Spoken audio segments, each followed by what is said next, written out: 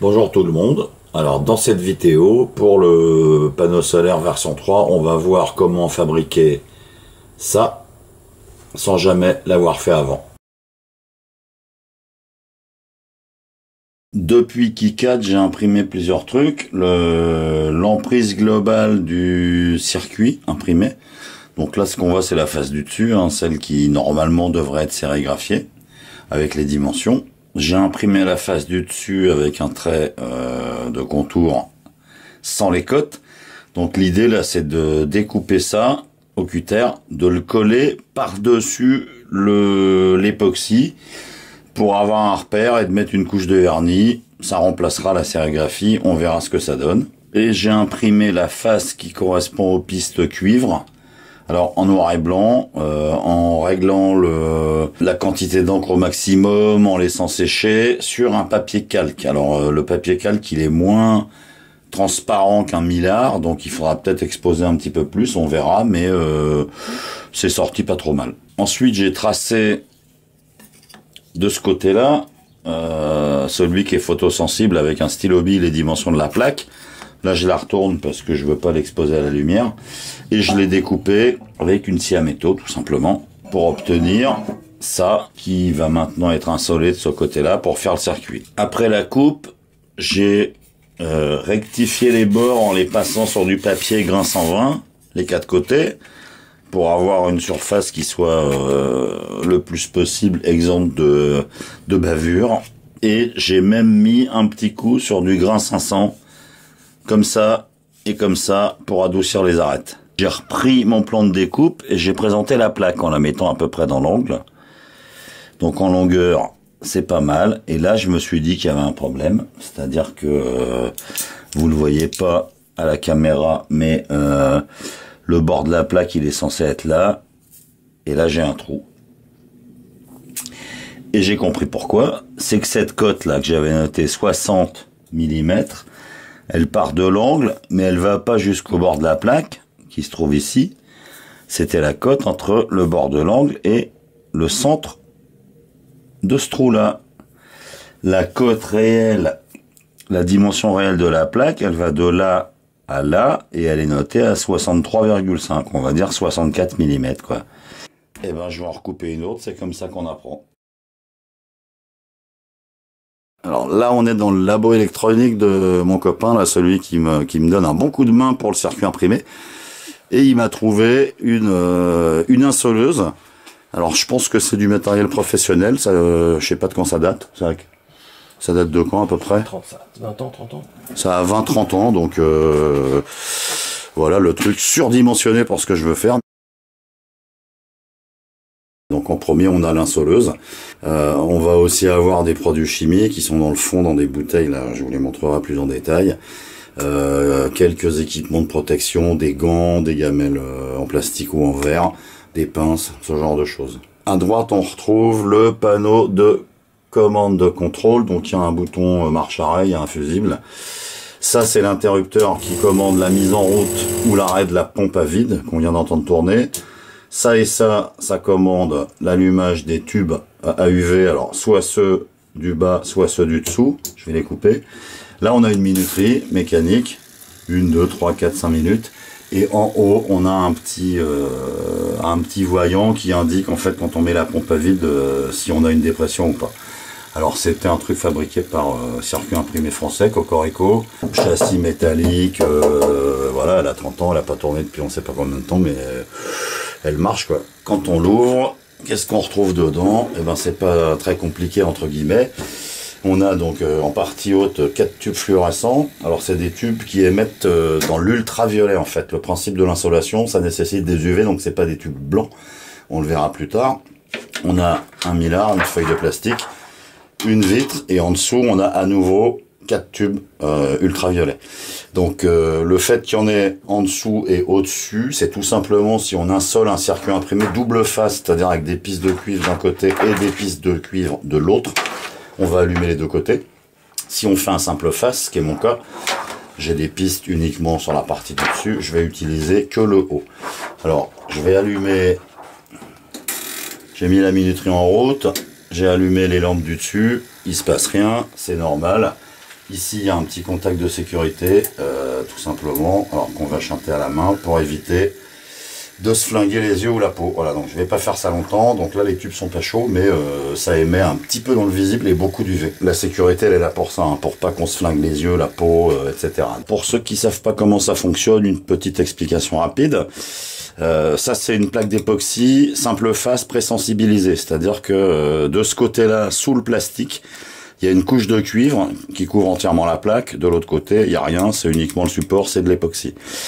Le plastique qui est dessus, il est là pourquoi? Parce qu'en fait, juste au-dessus de la couche de cuivre, il y a un vernis particulier qui est posé par le fabricant, en fait, qui est photosensible, c'est-à-dire qu'il va réagir aux ultraviolets. Donc, pour protéger cette couche photosensible, on vous vend la plaque avec un film de protection qu'on va retirer à la dernière minute, juste avant de l'exposer aux UV.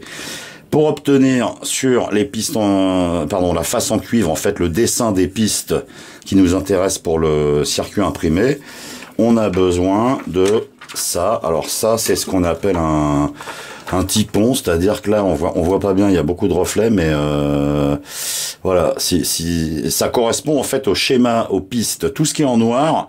À la fin, je m'attends à avoir du cuivre sur la plaque.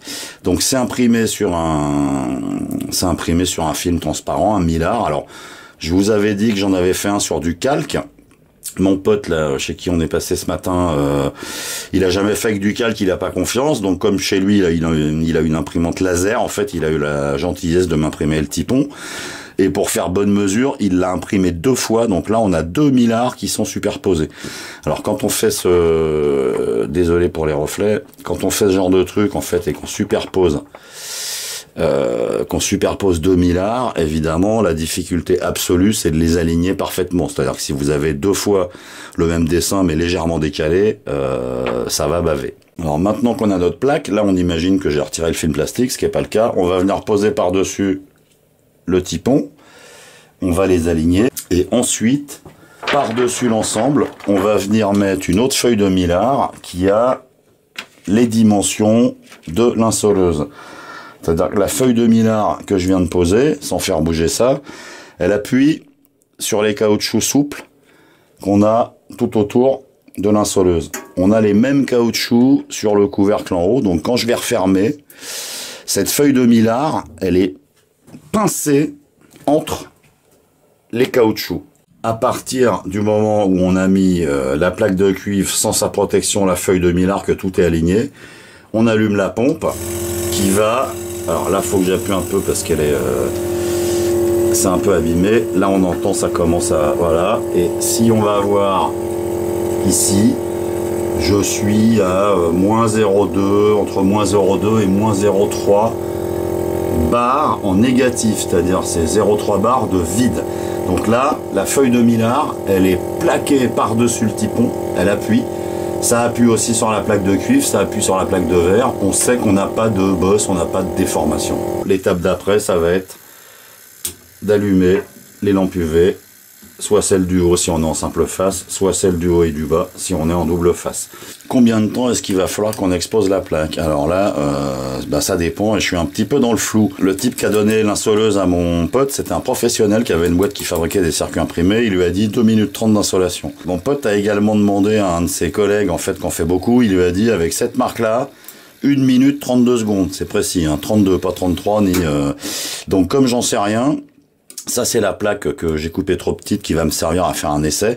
Vous voyez ici, j'ai coupé le film en 3 parties. Donc, je vais faire un essai avec 3 temps d'exposition différentes. C'est-à-dire que je vais d'abord, on va mettre le typon, le machin, le mylar. Je vais d'abord enlever la protection ici. On va exposer 1 minute 30.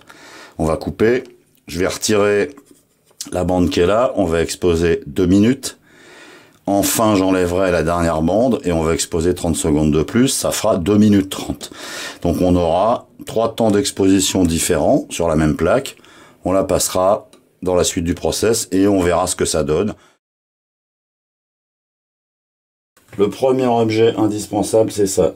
C'est une boîte de gants de protection. On va manipuler des produits chimiques qui sont assez corrosifs en fait, et même si ça va pas me tuer du premier coup, on déconne pas avec ça, on met des gants de protection. Le deuxième outil qui va être fort utile, c'est ça. Alors ça, c'est une petite pince en fait en plastique que j'ai imprimé à l'imprimante 3D qui va me permettre tout simplement de tenir la plaque pendant que j'irai l'agiter dans les bacs en fait pour éviter de faire ça en mettant les doigts dedans. On va aussi utiliser, même si c'est optionnel, c'est des petites lingettes, on dirait des cotons à démaquiller, sauf que c'est des cotons qui sont absolument non pelucheux. Donc ça, on va s'en servir à un moment donné pour aller frotter le vernis dans son produit chimique de révélation. Ça accélère le truc, ça permet d'essuyer, mais ça laisse pas de peluche. Alors quand on aura insolé aux UV en fait le vernis qui se trouve sur le cuivre, on va avoir besoin d'un révélateur. Alors ça s'appelle révélateur. En pratique, quand on regarde ce qu'il y a dedans, c'est un produit alcalin, c'est une base. Donc là, c'est ni plus ni moins de la soude caustique qui a été diluée dans de l'eau. Donc en fait, ce produit, c'est le premier qu'on va utiliser. On va le mettre dans ce bac-là. Et on va y plonger le circuit juste après son insolation. C'est-à-dire que les parties... Ce qui va se passer, c'est que les parties qui auront été exposées aux ultraviolets, donc sous les bandes noires, c'est pas exposé. Tout ce qui est à côté, ça a été exposé aux UV. Ça transforme les propriétés du vernis qui est dessus. Je pense que ça casse des liaisons moléculaires à cause de l'énergie des UV. Et quand on va le passer dans la soude caustique et qu'on va rincer, toutes les parties qui ont été illuminées par les UV, le vernis qui est au-dessus de ces parties va disparaître. Donc on va voir apparaître le dessin du circuit imprimé avec au-dessus des pistes en cuivre. Il restera du vernis. Sur les parties qui auront été éclairées, il n'y aura plus que le cuivre, il sera plus protégé par du vernis. Donc ça, normalement, ça se fait à l'œil, hein, 1 minute, 1 minute 30, 2 minutes, ça dépend de la concentration, de la température. Mais dès qu'on va voir que le dessin est clair, est net et franc, on va plonger ça dans le bac d'à côté. Le bac d'à côté, il contient simplement de l'eau. L'idée, c'est de rincer, en fait. Donc on va égoutter le produit et puis on va rincer là-dedans, ça va diluer le produit qui reste dessus et il va stopper son effet, il va stopper sa réaction chimique. Une fois que le circuit aura été révélé puis rincé, on va se retrouver avec des surfaces de cuivre à l'air libre, donc sans protection, sans vernis, aux endroits où on veut l'enlever. Donc pour enlever ce cuivre, aux endroits qui sont non protégés, on va plonger le circuit dans un autre bac avec une solution de gravure. Alors là, c'est des bouteilles de Badois, donc vous avez vu que je les ai étiquetées. J'ai marqué à quoi ça servait, j'ai marqué danger, j'ai viré l'étiquette Badois. Quand j'étais gamin, on utilisait du perchlorure de fer pour attaquer le cuivre. Il semble que ça se vende plus, donc ça c'est un équivalent, c'est du persulfate de sodium que j'ai acheté chez Gotronic, c'est fait pour ça. Donc on va renverser dans ce bac-là. Quand on aura rincé après la gravure, on va le plonger, on va l'agiter de la même manière. Éventuellement, on va prendre les pinces pour le bouger un petit peu, etc. En fait, il faut qu'il y ait une agitation et ça va attaquer le cuivre, ça va dissoudre en fait le cuivre partout où il reste pas de vernis. Et il va rester une dernière étape qui est optionnelle, c'est-à-dire quand on aura éliminé le cuivre partout sauf là où ça nous intéresse, pour protéger ces pistes en cuivre, l'idéal c'est de les étamer, c'est-à-dire c'est de déposer par-dessus une couche d'étain. Donc on fait pas ça dans un bain d'étain métallique fondu, hein, on n'est pas dans une fonderie, en fait il y a des produits qui sont faits pour ça. Alors je vais essayer de zoomer, ça s'appelle de l'étain chimique à froid, donc en fait on versera ça dans une autre gamelle. On plongera le circuit après l'avoir soigneusement nettoyé, dégraissé à l'acétone, et ça va déposer au-dessus de la couche de cuivre qui restera, si le circuit est bon, une petite couche d'étain très fine qui facilitera la soudure des composants ultérieurement. J'ai positionné le typon dessus la plaque, j'ai toujours pas enlevé les films de protection, hein. J'ai mis un petit bout de scotch en dessous, en fait, tout simplement. Pourquoi? Parce que comme là on fait un tiers, il faut que je l'ouvre après, que j'enlève le deuxième bout de protection, que je le remette et que je fasse ça 3 fois. J'ai pas envie que ça bouge trop. Je suis en train de faire chauffer les lampes UV, là, j'ai mis 4 minutes de chauffe, il reste moins d'1 minute. Dès que ça sera fait, je vais enlever la première bande de protection. Je vais mettre le truc dans la machine, mettre le millard, lancer la pompe à vide. J'ai préparé un minuteur pour 1 minute 30 et on va insoler La première partie, 1 minute 30. C'est encore dans l'insoleuse, donc ça n'a pas pris plus de lumière. Je vais le sortir, enlever les scotch, on va le plonger là-dedans, on va le secouer. On va peut-être le frotter un petit peu avec le coton. Et on va voir ce que ça donne. Là pour le moment, j'agite.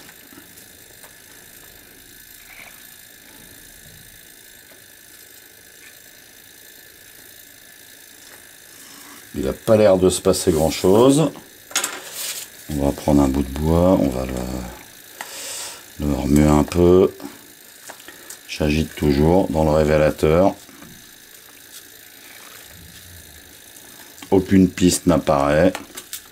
Ah, ça commence à venir. J'ai vu des dessins apparaître. Je vais prendre le coton et je vais y aller avec les doigts. Puisqu'il paraît que ça marche pas mal. Ah oui, effectivement, dès qu'on frotte, on voit... là, vous voyez peut-être pas, mais on voit les dessins qui commencent à sortir. Donc je continue, tranquille. J'espère que les gants résistent à la soude caustique. Je frotte. Là, c'est bien sorti. Ce côté-là, moins, mais on n'a pas la même exposition. Alors, la difficulté, ça va être de savoir, en fonction du temps d'expo, lequel il faut garder. Je sais pas si vous voyez, mais on voit les pistes qui sortent, quoi. Là. Donc, faut pas que j'enlève le vernis sur la partie qui n'a pas été exposée, parce que c'est celui qui va protéger quand on fera la gravure. Là, ça paraît lisible. Hein. Je sais pas ce que vous en pensez, mais ça me paraît lisible. Donc, je vais mettre ça dans la flotte. On va rincer. Et puis on va passer au révélateur. Hein.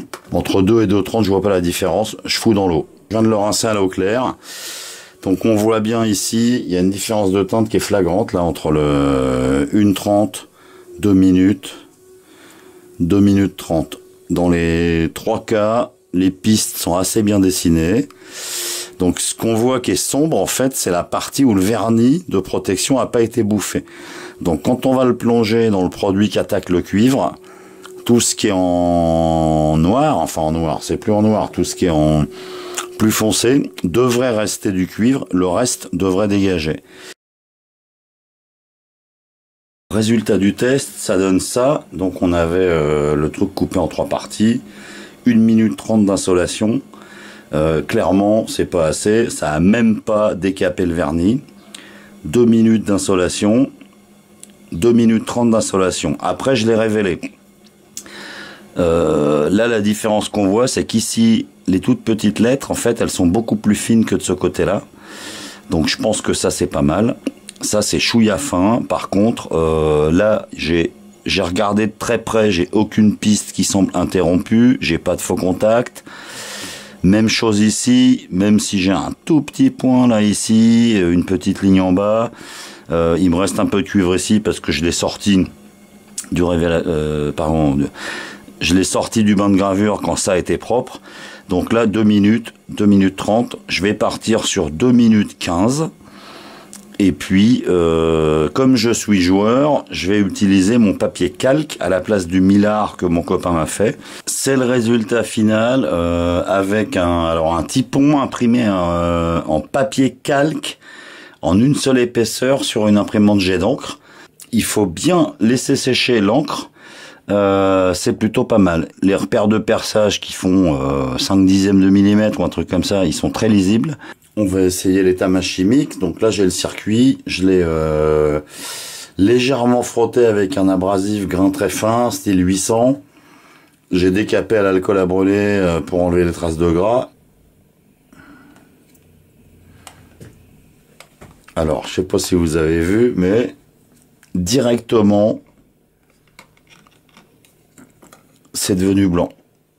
C'est décuivré. Là, on est sur un truc. Alors, je vais le laisser encore un peu. Hein.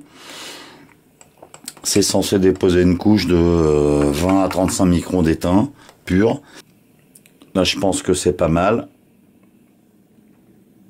Je vais le rincer à l'eau claire. Et il est prêt à percer et prêt à souder. L'étape d'après, ça va être de percer tous les trous. Pour faire ça, il me faut un forêt de 0,8 mm, 8 dixièmes. Alors j'en ai un avec la Dremel, mais qui est en acier rapide, en HSS. Et il se trouve que les platines en époxy, enfin l'époxy en règle générale, c'est un matériau qui est hyper dur, hyper abrasif, et qui désaffûte les outils à une vitesse incroyable. Donc si je perds ça avec des forêts acier rapide, ils vont pas durer longtemps. Ce qu'on voit là, c'est un jeu de forêt en carbure massif, qui sont d'une endurance sans aucune mesure par rapport à des forêts HSS. Avant d'attaquer le perçage du circuit imprimé, chaque point de perçage en fait est repéré. Je vais passer d'abord à ce que j'appelle la sérigraphie du pauvre. C'est-à-dire qu'en fait là, vous vous rappelez, j'ai imprimé l'implantation des composants. Normalement, si je me cale, mon repère c'est le coin inférieur gauche. Hein. Alors après c'est pas au dixième de millimètre. Hein. C'est-à-dire que je vais pas percer en prenant ça comme repère. On va percer par l'autre côté là où il y a les pistes en cuivre. L'intérêt de ce truc là, c'est qu'en fait ça va me faciliter grandement l'implantation des composants. C'est-à-dire tous les petits traits en jaune là, AA, CC, BB, EE, etc. Ça correspond à des straps, c'est-à-dire en fait c'est des fils de cuivre qu'on va venir implanter par au-dessus et souder. Tout simplement parce que c'est un simple face. Pour faire ça, je suis passé chez Cultura, acheter une bombe de colle permanente. Alors j'ai pas trouvé de 3M, donc c'est la marque Cultura. Alors je dois commencer à tomber quand même dans les dinosaures ou les vieux cons, parce que quand un aérosol, une bombe de colle me tutoie, ça m'a fait bizarre. Entre toi et moi, ça colle avec un petit sourire, une petite banane. Alors j'espère que la banane, ça veut dire que ça colle très bien et que ça va marcher. On va essayer avec ça, on verra. Je viens de terminer le collage. Alors là, il y a un défaut, c'est qu'en fait la bombe à un moment donné, ça marchait bien et puis d'un seul coup, elle a balancé 2 gros postillons de colle qui ont fait une espèce de bosse et du coup qui ont traversé le papier quand j'ai pressé. Je vais pas le refaire, ça reste à peu près lisible. Ça poisse beaucoup. Donc maintenant, je vais laisser sécher jusqu'à demain, je pense, ou jusqu'à après dîner, j'en sais rien. Et la prochaine étape, en fait, pour durcir le papier, une fois que ça sera sec, je vais passer un coup de vernis à la bombe pour imbiber le papier et le rendre plus solide, en fait. Alors j'espère que tous ces produits, la colle et le vernis en bombe, seront compatibles avec la soudure, c'est-à-dire qu'une fois que j'aurai percé, tout ça va pas cramer, faire des grosses marques à chaque point de soudure. J'ai commencé à souder les composants sur le circuit imprimé. En premier, j'ai mis les straps, hein, parce que c'est plus facile. La plupart des composants, en fait, comme ce transistor, pardon, je vais essayer de voilà. En fait, il a une largeur de pâte qui est prédéfinie, donc le circuit est prévu. Les écartements des trous sont à la bonne dimension. Certains autres, comme par exemple cette diode, en fait, c'est à moi de la plier à la bonne dimension. J'ai découvert qu'il existait un outil fait pour ça, qui s'appelle une plieuse de composants. Alors, comme j'en avais pas, j'en ai dessiné une, je me la suis imprimée à l'imprimante 3D. Le principe, c'est il y a différentes largeurs qui sont prévues. On présente, on regarde. Alors, je sais que pour les diodes, c'est celle-là qu'il me faut. On vient positionner le composant à peu près centré. Là, il y a des petites encoches pour que les pattes bougent pas, et on plie d'un côté et de l'autre. Et maintenant, ma diode, elle a l'écartement nécessaire pour rentrer à sa place. C'est vachement bien. Ça donne ça à la fin de la soudure des composants. Donc le dessus, le coup de vernis sur le papier, c'est pas très propre, mais c'est costaud, et ça m'a vraiment bien aidé pour positionner les différentes parties. Le dessous, c'est pas mal. Alors l'étain à froid, c'est une tuerie. On soude, ça s'étale, c'est parfait quoi. Et le truc est nickel, c'est que même mon nom il est lisible, ça j'adore. Maintenant, deux erreurs de conception, alors que je referai pas, que j'essaierai de pas refaire la prochaine fois. La première, c'est ici, je vais essayer d'approcher, c'est pas très net, je vais essayer d'approcher. Là, j'avais prévu des repérages. Ici, on voit marqué D1. Alors là, il y a marqué D1, D1, D1. Donc, on ne sait pas si c'est 10, 11, 12, 12, 13, 14. Donc, voilà. Et ici, j'avais aussi prévu des repérages sur la face supérieure, mais qui se retrouvent sous les borniers. C'est-à-dire que j'ai pas trouvé, en fait, dans le logiciel de conception ces borniers-là. Donc ils connaissaient pas les dimensions mécaniques, j'ai pas fait gaffe à ça, donc là j'ai des broches analogiques et je sais plus lesquelles c'est, donc je suis pas capable de le câbler sans ressortir mon schéma. Autre erreur de conception, c'est, là ça va peut-être se voir, sur ce bornier là, ici en dessous, là j'ai un jumper, j'ai un fil en fait qui passe.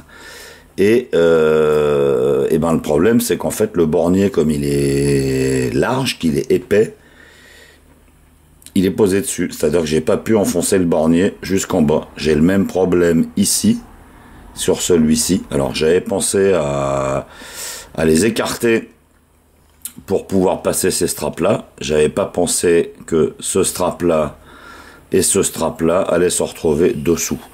Alors après, il y a des défauts d'alignement. Là, j'ai percé à la main, hein, donc c'est vraiment pas beau, mais tant pis. Ceux-là, c'est plutôt pas mal.